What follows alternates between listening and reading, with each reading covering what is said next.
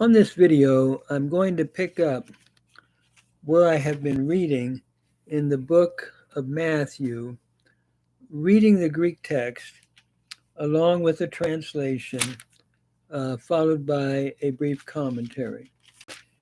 We have already looked at the genealogy of Christ in chapter 1 of the king who is identifying with Gentiles, and the ladies that are named there, as well as identifying to come to save sinners, setting that forth.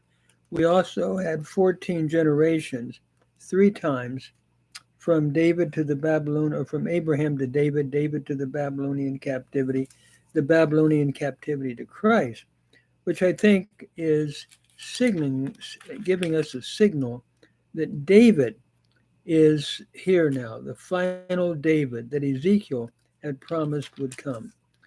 We also saw the birth of Jesus and the biological miracle of the virgin birth spoken of in fulfillment of Isaiah chapter 7, verse 14. A double fulfillment of that text with its final application to Christ. Then we see the visit of the wise men, the Magi, who are Gentiles, coming to see Christ. And clearly Matthew's focusing, I believe, in the Gospel of Matthew on his coming to the Gentiles as Savior. That seems to be a theme of Matthew, just like in Luke. The shepherds were the first to see an outcast group. Luke is focusing on that, where I think Matthew is focusing upon Christ coming to the Gentiles. And also, we have the announcement of his birth in Bethlehem of Judea, fulfilling Micah chapter 5. And it's interesting to me, the wise men or the Magi had come a long way to see Christ, where the religious leaders at that time knew the scriptures that he'd be born in Bethlehem, and it was not a major trip to go to Bethlehem, but they were really indifferent. And I've often seen, as I look at the book of Matthew, chapter 2, uh, three approaches to Christ. One, the Magi, those that are searching to find him and worship him. Secondly, those that are indifferent, the religious leaders at that time. And thirdly, those that want to destroy Christ, like Herod. They don't want to bow down before him. So, with that in mind, we now come to Herod in verse 7. Tota Herodes lathra kalesas tous magus akribbosin parauton ton kranan tu phenomenou asteros. That is, Herod now privately, when he called the Magi, inquired from them the time of the appearing of the star. And Kai pimpsas autus eis Bethlehem epen paruthentes exetasete akribos peritu paidiu epandecurete epangelate moi hapos hago elthon brascuneso alto. That is, and when he sent them into Bethlehem, he said, Go and search diligently concerning the child, and when you should find him, tell me, that I, when I might come, might worship him. Of course, Herod did not worship him. He wanted to destroy him. By the way, it's interesting in the Greek text here, paruthentes is a participle, and it is used as an imperative, followed then by the verb that followed. And I think that's interesting because we have the same construction in the great commission. We have a participle, go and disciple all nations. So, and it's used as an imperative. Just a grammatical point that I think is interesting in the way Matthew writes his gospel, using the participle in an imperatival way. So then, verse 9, Hoide akusantes tu basileos eporuthesan kai educha aster han edan ente anatale praegen autus heos elthon estathe epano hu ein ta paidion. And we're told here in verse 9 then that they come, and when they heard the king, that is when they heard the king, they went their way, and the star which they had seen in the east went before them till it came to rest on the place where the child was. I remember years ago in seminary, one of my professors said, I think the star is the glory of God, the Shekhinah, that appeared to Abraham because it would come and go. If it was just a straight star or a regular star, this seems to be more of one that appears, disappears, and then appears again to the Magi. The glory of God appeared to Abraham, the same kind of glory now appearing to the one who is fulfilling the Abrahamic covenant. Then as we move on in verse 10, Idantes deta estera ekaresan karan megalen swadra. And when they saw the star, they rejoiced with great joy exceedingly. Kaiathantes eis tein oikian edan ta paidian meta Marias tes metras autu. Kai pesantes prasecune san auto kai anoixantes tus thesarus auton prasenekan auto dora crusan kai Libanon kai smurnan. That is, and when they came unto the house, they saw the child with Mary his mother, and when they fell down, they worshipped him, and opening their treasures, they brought to him gold and frankincense and myrrh. They brought to him gifts, gold, frankincense, and myrrh. So we see them bringing their gifts to the king, the newborn king, Jesus. And they're coming from a distance, showing their adoration, their worship. And Matthew is clearly saying, I think, notice these Gentiles that are coming and bowing down before Christ. Kai crematistentes kat anar me anacampsai pras Herodes di ales chadu enekoresan estain koran auton. That is, in being warned in a dream not to return to Herod, through another way they departed into their own land. So God is warning them about what Herod wants to do. And so we see the Lord now in his flight into Egypt. Anakoresanton de auton edu angalas kuriu vainete kat anar to Yosef legon. Egerthes paralabe ta paidion kai tain matera autu kai fuga ace igupton kai isti ake chaos an apo soy. Melogar Herodes zetain ta paidion tu apalesai auta.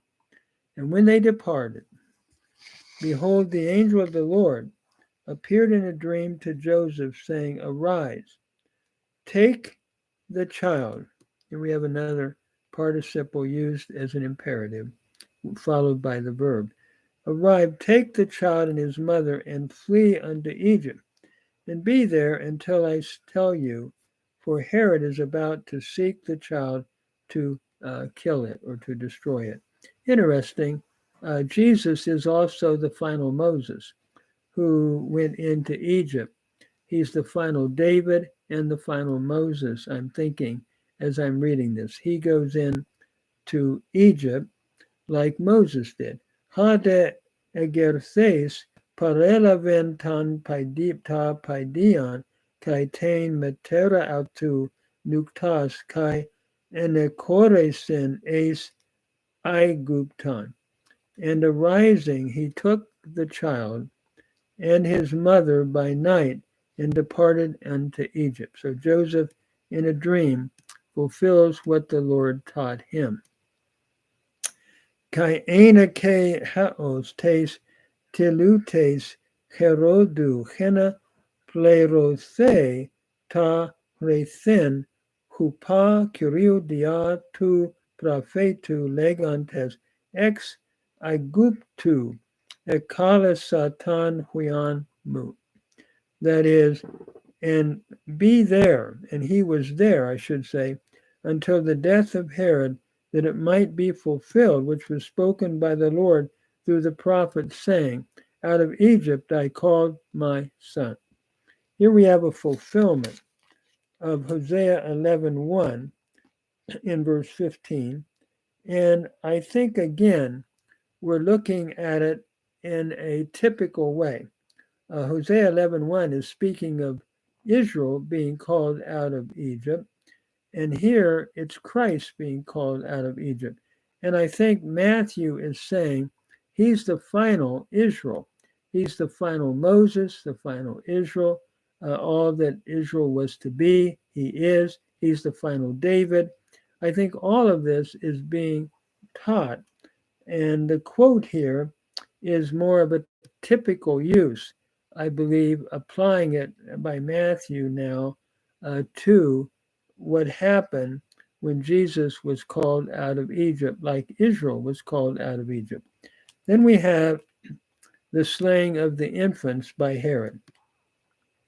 Tata Herode Sidon hate enepaikse hupaton magon ethumothe leon kaiapastelas anelin pantas tus paidas tus in Bethlehem kai in pasi tois hareois altes apade atus kai kato tero katatan kranan han a griposin paraton magon. That is, and then Herod, when he saw that he was mocked by the Magi, was exceedingly angry. And when he sent, he killed all the children which were in Bethlehem, and in those regions, all of its regions, from 2 years of age and downward, according to the time which he inquired from them. And notice the evil of Herod. Herod was a violent king, and we're seeing his evil jealousy. He did not want to tolerate anyone that would challenge him as king. And so Herod kills or attacks and Herod destroys the children in Bethlehem from 2 years of age and downward, trying to destroy Christ. Then tota aplerose tachethen dia Jeremiu tu prophetu legantes. Then was fulfilled that which was written through Isaiah or through Jeremiah the prophet, saying, Phone in Rama ekuste, Thauthmos kai adurmos palus, Rachel Clausa ta techna altes, kai uk ethelen paraklethenai hate uk estin. That is, now we see Jeremiah fulfilled that Rachel is weeping again. A voice was heard in Ramah, crying and much weeping, Rachel weeping for her children. And she was not able to be comforted because they are not. So, what Jeremiah talked about in the Babylonian exile of Rachel weeping, she's weeping again in what has happened to Christ and to the children by Herod. And then we now have the return from Egypt. That is, Jesus now is brought back by Joseph from Egypt. So it reads, Telutesantas de tu Herodu edu angelas Kyriou, Phaineta kat anarto Yosef in Aigupto. That is, when Herod died, behold, the angel of the Lord appears in a dream to Joseph in Egypt, saying, Legon egerthes paralebe ta paidian kai tain matera autu kai paruu es gain Israel.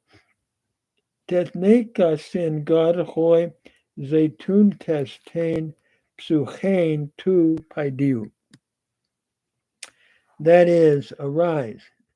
There we have that participle again, passive, followed by the verb. Like I said, we have in Matthew chapter 28. Arise, take, and by the way, where the participle is used as an imperative. Arise, take the child and his mother, and go unto the land of Israel, for the ones who are seeking the life of the child have died. Speaking of Herod. So, Hade egerces parelaven ta paidian kai tain matera autu kai eseothen es gain Yisrael. That is, and arising, he took the child and his mother and entered into the land of Israel, that is Joseph. Akusas dechate arkelaos basilue tes Judaias anti tu patras autu Herodu ephabethe eke apelthen grematistes de kat anar enekoresin esta mere tes Galileas. That is, and when he heard that Archelaus was reigning of Judea instead of his father Herod, he was afraid to depart there. So being warned in a dream, he departed into the regions of Galilee.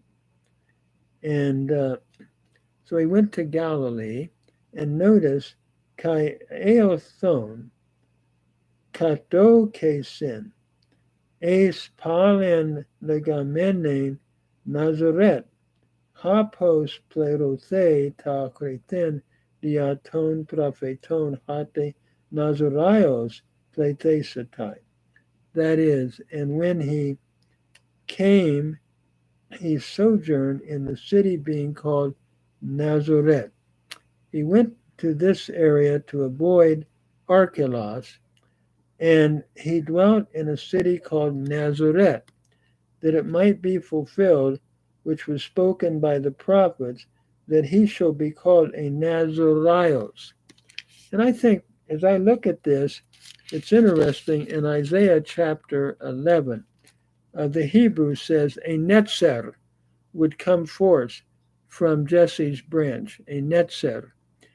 And I think Matthew, being well acquainted with, of course, Hebrew and Isaiah 11, is saying, isn't it interesting that the netzer came from Nazareth, that he might be called a Nazaraios. It's sort of like I remember years ago in seminary, an illustration being given.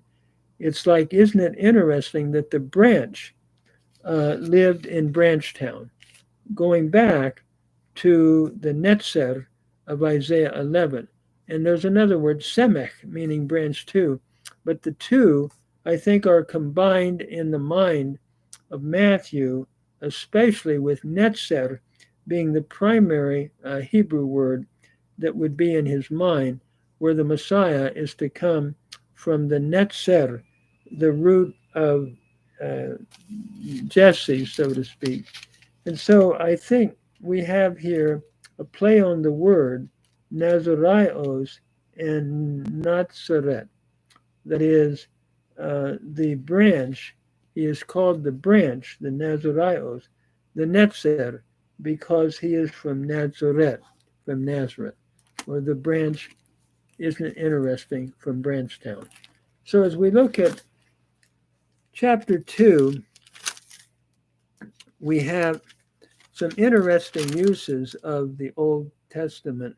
We have, first of all, the birthplace talked about of Messiah in Micah 5:2, which I take to be a direct messianic prediction. And then we have the typical use of Hosea 11:1, out of Egypt have I called my son. Then we have Rachel weeping again, as she had wept at the Babylonian exile in Jeremiah. And then we have a play on the word netzer, which is sort of like a remez, like a hint that the text is giving. Isn't it interesting that the netzer is from Nazareth? And so I think Matthew is making those different uses of the Hebrew Bible under the pen of divine inspiration. But what we see here is we see the visit of the Magi, Gentiles being first to visit our Lord and worship him. We then see the indifference of the religious leaders. I believe they couldn't even go a short distance to find, to find the Messiah, even though they knew Micah 5:2. And thirdly, I think we have the opposition in Herod. As I said, three approaches to Christ that I think have always existed: those that are indifferent, those that want to destroy Christ or anything to do with him, and thirdly, those that are willing to find him and bow down and worship him as the king.